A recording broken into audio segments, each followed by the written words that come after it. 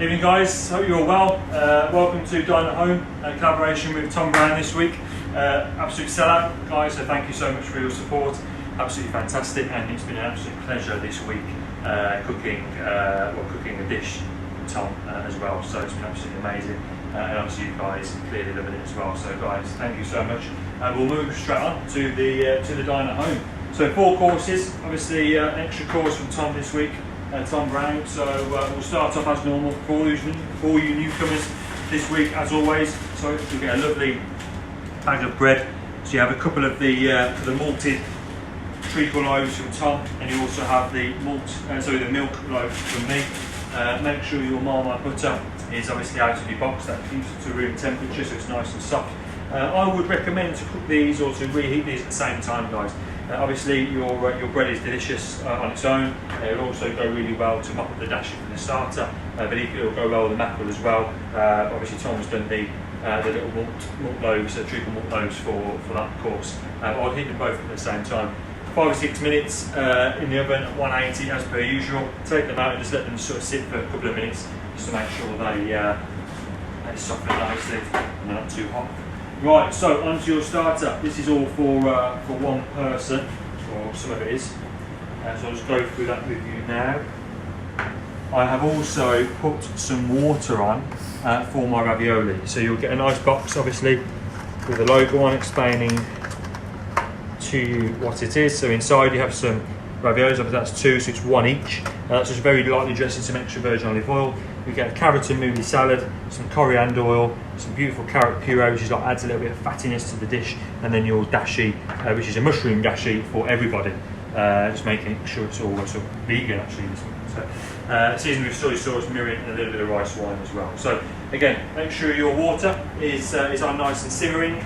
Away, that's just to reheat your ravioli because it's already cooked, obviously, and also you'll need a pan for your dashi as well. So really simple. Puree, microwave, really simple. Obviously oil, room temperature. The raviolis 2 to 3 minutes, depending on obviously how hot. Do not boil your water at all. You just want to reheat it very gently, or your pasta will bloom and you could separate and actually become sort of crappy. So make sure you don't rapidly boil it. Your salad, I would probably do this actually sort of room temperature because your dashi is going to heat that up when you pour it into the bowl, and obviously your dashi which I'll boil up now. So about 2 or 3 minutes, guys. Join me, and hopefully we'll be about to finish the raviolis off. So see you in a little bit. Okay, guys. So ravioli been simmering for about 2 to 3 minutes. So I'm going to very carefully switch that off, and then with my small little spider, I'm going to very carefully drain that out. Allow that water to sort of really drain off. As you can see, it's got slightly larger because the pasta is slightly expanded.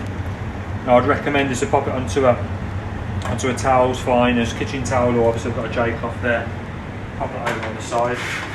And you've also got the dashi that's on as well. This I'm just going to grab a little bit, this is personal, so I'm going to grab a little bit of extra virgin olive oil, salt and pepper. Now with your ravioli, I would recommend just to put a little bit of the extra virgin olive oil on top. Tiny little sprinkling of black pepper. And a tiny little sprinkling of sea salt. It has been seasoned, and it's very strong in hoisin, but personally I think it's really nice just to add a little bit of seasoning to the ravioli. Okay, so your carrot puree, beautiful and silky. So pop that into the bottom of your bowl, very simply. And your carrot salad, or your carrot mouli salad, it's already been cooked and seasoned. So again, this doesn't require any more cooking in my opinion. If you would like to heat it up, very, very simply, just drop it into your dashi and just heat that through. You only need a little bit of that, not too much. Beautiful salad in the centre. At this stage, I'd pour actually your coriander oil into the bowl, and you'll see what happens. So when you pop the dashi in there, it almost splits the oil. It looks absolutely superb. Okay, on with your ravioli. Obviously beautifully seasoned. Covers all that, so it looks quite delicate, almost invites you to crack it open and see what's underneath. And dashi, obviously, be very careful. Don't need to boil your dashi. Just need to bring it up to around about sort of 80 degrees. I've chosen to serve mine separately, obviously in a bowl, which I'd recommend to do, and serve this table side. So there's a table to get nice and clear, and then just pop that dashi in the side, and you'll see this beautiful green oil start to come to the surface. can just heat enough. Yeah, I quite like that. Just enough just to sort of catch that that ravioli. So there we are, guys. We'll start with carrot and mousse salad with carrot puree, beautiful duck leg hoisin ravioli, and your mushroom dashi. Okay, so hopefully you enjoyed your starter, guys. On to your special course, Tom Brown's course. So this literally couldn't be any simpler. So your treacle bread should be nice and warm. If it isn't, just pop it back into the oven just to warm through. And your mackerel, or if you're vegetarian, your mushroom, your mackerel is obviously already set, ready to go. So you've got your cucumber and your picked dill with your cider jelly. Underneath you have a beautiful mackerel pate. There's your secret recipe, obviously. And then you have your treacle bread on the side just to enjoy as a double. If you have any more white bread left over, obviously enjoy that as well. But that is your special Tom Brown course, guys, straight from Cornerstone in Hackney. I really hope you enjoy. Thank you. Okay, guys, hope you enjoyed Tom Brown's course. Now going on to main course. I bet you're filling up. To be fair, there's quite a lot of food this week. So your chicken course, beautiful poached, organic, free-range chicken. That's been poached in some butter and a little bit of chicken fat with your thyme and garlic as per usual. Then you have some honey glazed, pre-cooked honey glazed and white sesame seed courgettes, smoked potato puree, and there you have a hen of the wood mushroom, which is a maitake mushroom, and some pak choy as well. So I'm going to go through obviously cooking all those with you. You also have a sauce, but I've put my sauce on, preempted it. It's not on, it's just in a pan.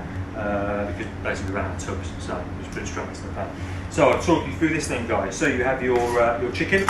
So very carefully. Obviously, if it's two, we've bagged two each. So obviously, we've bagged up two between the bags. So you'll have obviously one each. This is just for one person.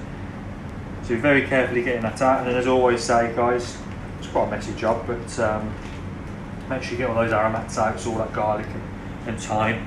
You can discard the bag obviously after that. Keep all that separate. The fillets just slipped out of that one, but you can quite easily just slip it straight back in. There we are, beautiful. So this is already cooked obviously, guys, so we just want to get that skin nice and roasted in a nice hot pan, and equally add a little bit of seasoning too, because it hasn't been seasoned as yet, just to literally with the aromats. And then I'll talk you through how we're going to cook the maitake mushroom, the hen of the wood mushroom with the pak choy. At the same time as the chicken, I'm also going to cook those beautiful courgettes as well, because we're only heating them through, so 5 or 6 minutes should quite easily do that. For your smoked potato puree, very simply pop it in the microwave and heat that up as well. So my pan is on quite a low heat at the moment, so what I'm going to do, I'm going to turn that straight up to high, to medium to high heat. As always, pop a little bit of vegetable oil into the pan. Always do that first, and then as I said, the chicken hasn't been seasoned, so I'd like you to make sure you season the chicken.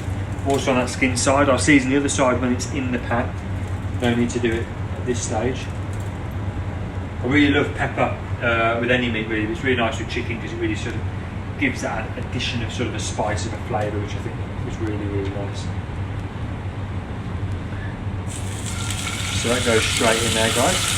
Make sure you press it down, a bit like when we do the pork belly.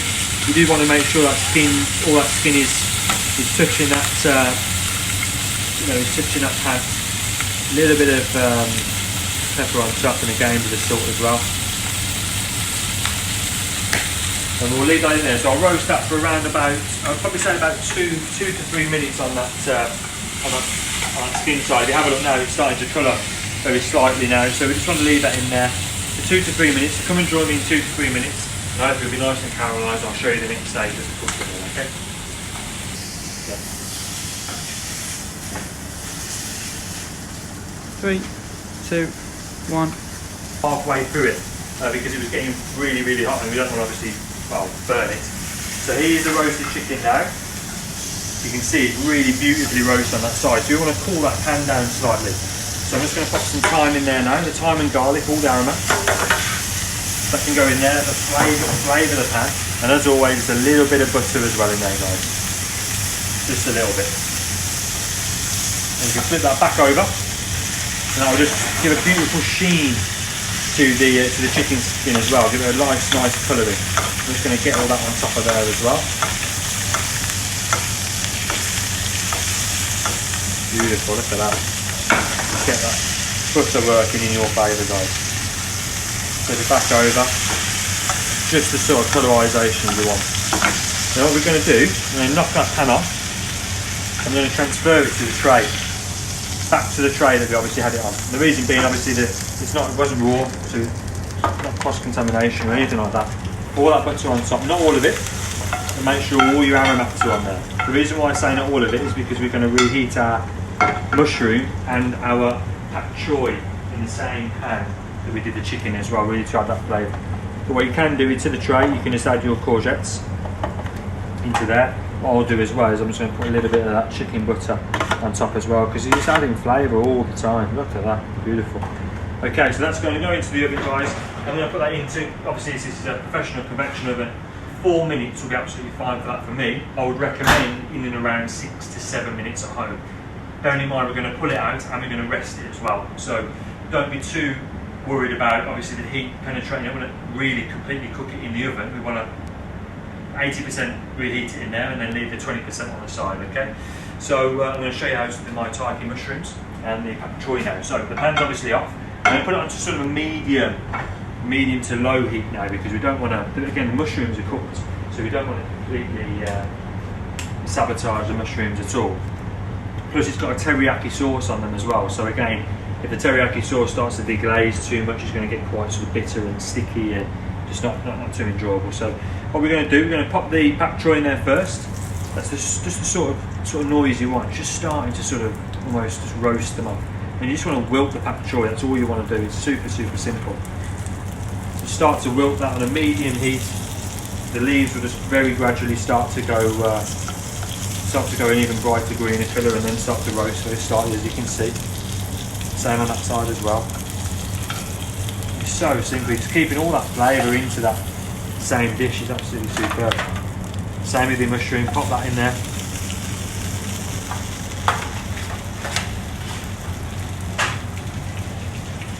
And you just ever so go, don't need to add anything else. If you want to add a little bit more butter, you absolutely can do, but just a little bit of patience on a nice low heat. You just very gently just wilt that pak choy and you'll reheat that mushroom. You don't want to really burn it or add too much colour to it, you just want to very gently wilt it. You'll still have a little bit of crunch in the stalks there, that's good for a little bit of texture. But we're getting about there now, and that's all you need to do. Simple as that. Just add a little bit of seasoning to the pak choy, because it obviously hasn't been seasoned. The mushroom has, so that doesn't require any more seasoning at all. So that's absolutely perfect, that is. So still a nice little bit of texture in your root, in your pak choy stem. It's nice and juicy, and then your pak choy is beautifully roasted on there as well. Take all that out, beautiful, and then the mushroom as well. Do be careful, guys, because it is super hot. It's not that pan up. And I'd recommend to do this when the chicken and the courgettes are out resting. Obviously that took what, 1 minute 30 seconds, 2 minutes at the tops.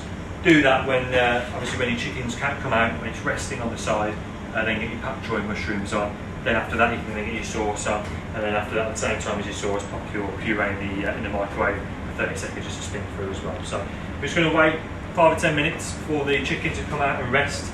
Once that's rested, we'll get back onto the video and I'll show you through the later stage of the plate. Okay, guys? Okay then, guys, so if you just want to come down to this, so we've got the chicken and the courgettes. The chicken and courgettes have probably been out for about 3 to 4 minutes now, so they're just gradually rested. I have just placed a little bit more of that butter. It smells absolutely delicious. Just put a little bit of the butter over the top. I've decanted the courgettes onto a separate tray, obviously with my other garnish, and my potato puree has literally just come out of the microwave as well. So everything's all ready to go. The chicken's beautifully rested. It is super hot still, guys. So again, just be really careful with your hands, and we'll begin to play. The smoked potato puree, it's like it's a puree, so it's quite a loose. It's not like a mashed potato. So it's super rich, super indulgent, beautiful potato puree. Almost like a contrast to the sauce that's on there. So yeah, just get that on the plate. Basically, it's absolutely delicious. So the chicken, which I'm going to do next, I'm going to carve the chicken, just keep that fillet in. I'm going to just go carve it in half. I'm probably going to take the knuckle off actually as well. But I mean, you can choose obviously what you want to do with the knuckle part. I'm just going to chop that right in half, and you'll just see. I mean, it's absolutely delicious. I mean, remember how we poach it? It's just beautifully cooked inside. The pearlescent white. Put one bit up. Put one bit down on there, and then we'll just literally start to plate all the way around it, so it's got a nice bit of height. Get a beautiful teriyaki hen of the wood mushroom, and then we'll start just to very gently place all those beautiful pak choi leaves all on top, just like that, real built up. And then the teriyaki sauce, the teriyaki chicken sauce is super rich, guys, so again it's the chicken super succulent, obviously the potato is really nice as well, so you don't need too much sauce. It's almost like a little dressing just over the whole chicken, just like that. That's all that's required. It's really nice, beautiful chicken with oat in it. So poached and roasted chicken with your smoked potato puree, your teriyaki hen of the wood mushroom, honey glazed courgettes, and your roasted pak choi as well, guys. So enjoy. Okay, guys. So really hope you enjoyed the main course. Me and Michael have just eaten it and thought super flavoursome. The chicken was literally like butter. Obviously, hence the poaching of the chicken itself. Yeah, super. I hope you really enjoyed it. Really important, don't heavily roast it in, through the oven. That's why we transfer it to another tray. But make sure it is nice and hot in the centre, obviously, as well. Yeah, if you get it right, absolutely perfect. So, guys, on to literally my favourite dessert in the whole entire world. I really hope you enjoy it. I used to work with an Italian guy actually in London who literally used to show me his mum's recipe. This is his mum's recipe. Super simple, but the espresso and the amaretto and the Kahlua that goes through the soaked sponge is just absolutely delicious. So this is between two people, guys, so very carefully just unwrap that. Obviously you can see the tiramisu label on top, and underneath is your mascarpone mousse, obviously on top, sprinkled with a load of cocoa powder. That's the only real chocolate that's in the tiramisu. And we do this beautiful 72% Valrhona chocolate cremo on the side. And I mean, it's a massive portion because it's absolutely delicious. Get a big spoon in there, take it out, pop it onto a lovely plate, and then get a good spoon in there and combine the two together. If you've got anything like a little liqueur with it as well, it will just go so well with this dish. But yeah, if you're not full, you're definitely going to be full after that. And if you're not full after that, well, I don't know what's going on. But we've got fudge. So we've got some fudge as well, Michael's fudge to finish off, and that will finish off your complete Dine at Home Week 10 special collaboration with Tom Brown. Guys, thank you so much for watching. Keep subscribing to the YouTube. We are getting bigger and better. We literally posted this box out all over the country. So guys, the word is getting out. Thank you so much. We are going nowhere. We wish all the restaurants that are open next week the best of luck. But we are literally inundated with incredible feedback and comments to keep us going. And there's no worries at all. We're going to continue going, continue pushing the menus. We're going to try and aim for a collaboration every month. So watch out for the next one. And yeah, guys, listen, eat well, stay safe, stay at home, and yeah, enjoy your weekend. Thank you very much.